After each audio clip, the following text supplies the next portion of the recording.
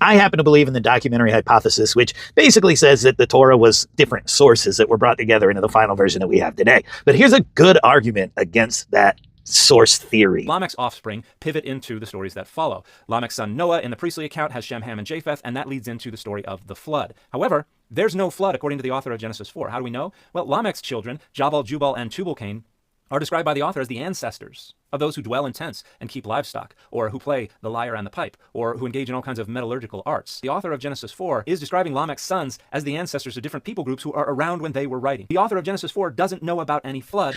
And this is Richard Elliott Friedman's The Bible as Sources Revealed, following the documentary hypothesis. It's in standard green font, which makes it a J source. This is Genesis 4, starting in verse 20.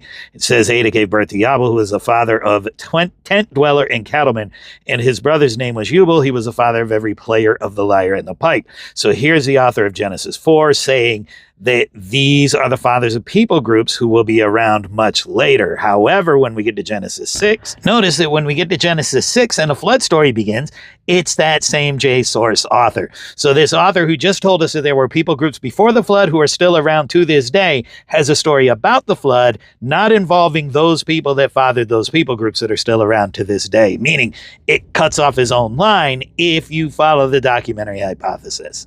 Make of that what you will.